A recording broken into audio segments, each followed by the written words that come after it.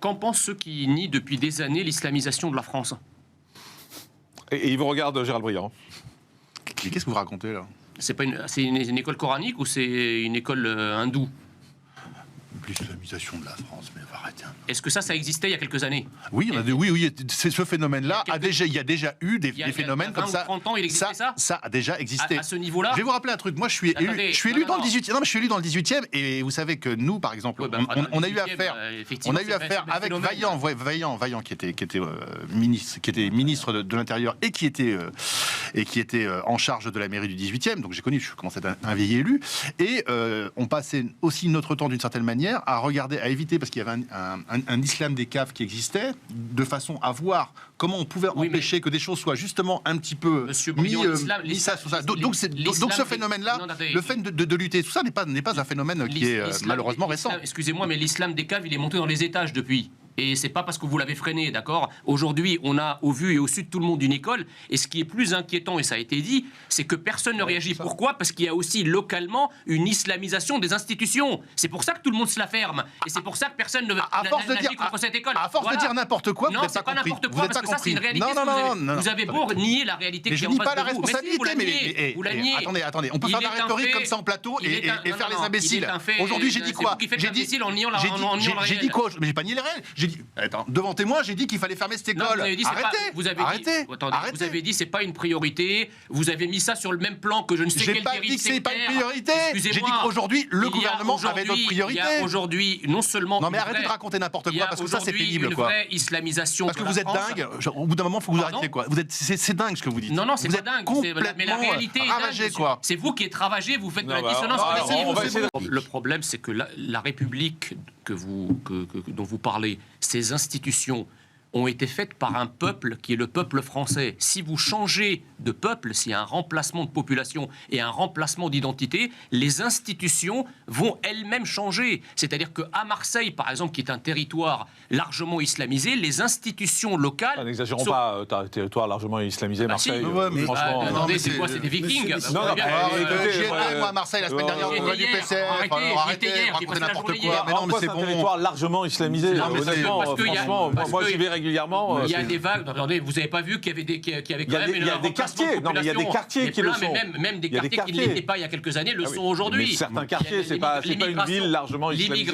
Les vagues d'immigration arabo-afro-musulmane continuent d'affluer à Marseille et changent progressivement le visage de la ville. Donc voilà ce qui se passe.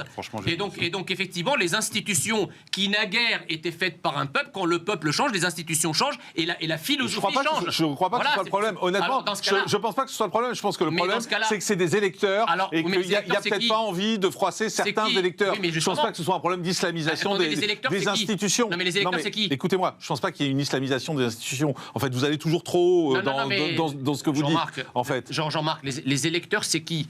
Vous croyez, vous, il y a de nouveaux électeurs qui vont apparaître et qui vont jamais demander à ce que ceux qui sont élus leur ressemblent? Évidemment qu'au bout d'un moment, le remplacement... J'ai le trait. Allez, un dernier mot. Le problème, c'est que si vous mettez en place des drones, là, vous avez tous les progressistes qui vont vous expliquer que c'est contraire à la CNIL et aux images, etc. Les magistrats peuvent l'autoriser. On fait tout pour se lier pieds et poings face au phénomène de délinquance.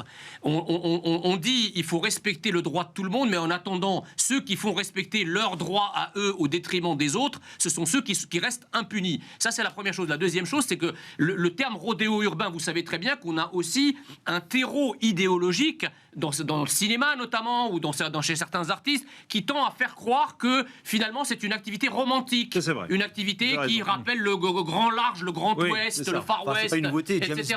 James Dean, dans les films des 50-60, c'était déjà le cas. Mais vous savez, deux erreurs font pas une vérité. Et à l'époque, il n'y avait pas des millions de James Dean, si je puis me permettre. Aujourd'hui, il y a des millions de James Dean qui lui ressemblent pas. Vous voyez, donc effectivement, ça reste un gros problème. Après, effectivement, on a le gouvernement a pris un certain nombre de mesures. Il y a une loi du 26 juillet de l'année dernière qui a été votée au Sénat visant à durcir les peines contre ceux qui pratiquent les rodéos sauvages. Voilà. Et on a eu en plus les déclarations très martiales de Gérald Darmanin. Donc il faut taper plus fort, ce que vous dites. Mais attendez, pour faire simple, le problème, vous avez un rodéo, la police doit poursuivre. Si le mec se pète la gueule, tant pis, c'est lui qui l'a cherché. Et si derrière, attendez, c'est exactement... Il faut former nos forces de police à ces nouvelles méthodes d'intervention. C'est exactement comme ceux qui forcent des barrages de police. Si vous obéissez pas à la loi et que vous ne tempérez pas, c'est vous qui mettez le doigt dans un engrenage. Justement, et c'est vous qui êtes responsable des conséquences. C'est intéressant, Jean Messia. La différence, c'est que quand vous avez ce genre de film, vous avez des artistes pour vous en émouvoir et même faire des films et dire c'est la grande classe. C'est ça la différence entre les deux. Ça, c'est la première chose. La deuxième chose, je vous rejoins sur le terme rodéo, je l'ai dit. Non, c'est pas faux, parce qu'il y a un film récemment, justement, qui vantait un peu le côté que vous dénonciez d'ailleurs, le côté un peu romantique de faire des rodéos sauvages comme ça. Pas des gens qui font des rodéos urbains, ce sont des délinquants et des criminels. Il faut appeler un chat un chat. Ça, c'est la première chose. La deuxième chose, c'est que l'État et les institutions de la République dont vous parlez ont fait tout pour appliquer une sorte d'impossibilisme. On fait tout pour provoquer une sorte de tétanie, de thrombose, de paralysie de l'État face au phénomène. Pourquoi ? Parce qu'on ne veut pas prendre le moindre risque. Évidemment, si vous ne voulez pas prendre le moindre risque, les autres font prendre des risques à la population, font prendre des risques à des innocents. Il y a eu déjà, de par ces rodéos, des blessés, même des morts, des jeunes en très jeune âge. Mais alors, il est où alors là ? Pourquoi on n'a pas lutté contre ce risque-là ? Le risque de voir des innocents se faire écraser, se faire blesser à vie par des motards. Pourquoi ce risque-là n'est pas aussi important ? Quand il parle de violence, c'est des violences routières. Pourquoi ce risque-là n'est pas pris en considération autant que le risque qu'une petite crapule se pète la figure en étant dans l'état de délinquance ? C'est quand même incroyable ce raisonnement. Martin Garnion. On a un ministre de l'Intérieur qui est extrêmement actif sur tous ces sujets-là et sur lequel tout le monde tombe extrêmement vite en dénonçant le tout sécuritaire, l'hyperactivisme. Donc à un moment donné, moi je vous rejoins parfaitement sur la nécessité de condamner ces actes-là, de renforcer. Non, mais il ne s'agit pas de condamner. Condamner, c'est des mots. Condamner, c'est parler. Non, mais justement, il faudra agir. On parle de choses concrètes, c'est-à-dire de révision des procédures, des modes d'intervention des policiers, de leur donner oui, mais pourquoi on le fait pas alors ?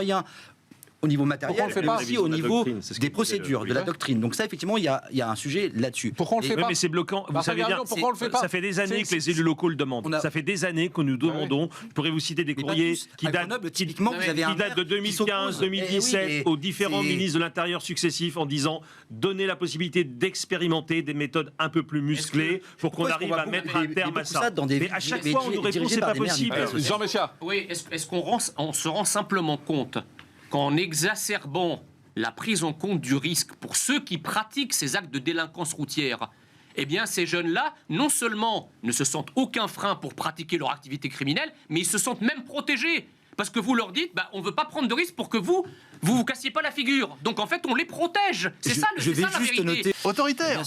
Et aujourd'hui, il nous reste que ça. Jean Messia. Si vous voulez, il y a un proverbe simple qui ne dit mot consent. Donc là, Pape Ndiaye, il écoute le discours de Dominique Moll, dont il a l'attitude. Il a une attitude qui est molle. Excusez-moi, pour le moins.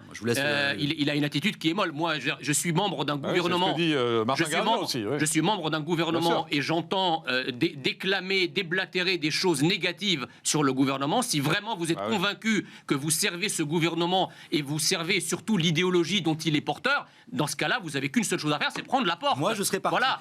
Vous avez parlé de Jacques Chirac tout à l'heure, quand la Marseillaise est sifflée, ils s'en vont. Mais c'est tout. Vous ne pouvez pas pour autant déduire que Pape Ndiaye dénigre le président Macron. C'est pas simplement. Oui, mais qui ne défend pas ? Qui ne dit mot ?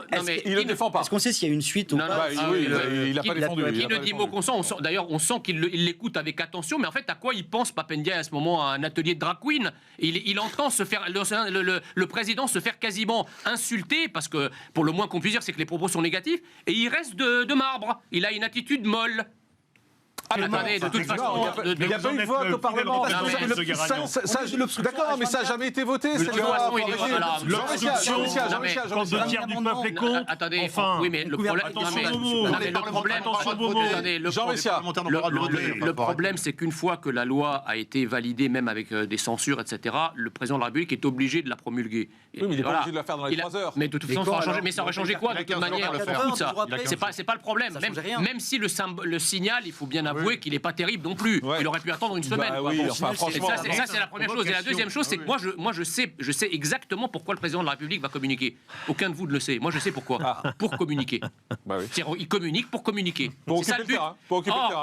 Or, ce que les Français attendent, c'est pas un changement de cap communicationnel. Ce que les Français attendent, c'est un changement de cap politique et économique si possible. C'est pas ce qu'ils nous proposent. Dire aux syndicats, et ce soir c'est encore une provocation, dire aux syndicats je vous ouvre la porte, je suis prêt à discuter de tout, sauf de ce qui met en rendre le pays, c'est pire que ne rien dire. C'est pire que de ne rien dire. Au moment des élections. Non. Mais attendez, Monsieur Garagnon, quand François Mitterrand a été élu en 81, sur quel programme? Oui, bien sûr. Sur le programme d'Union de la gauche. Qu'est-ce qui s'est passé en 83? Il n'a pas changé de politique. Est-ce que M. Macron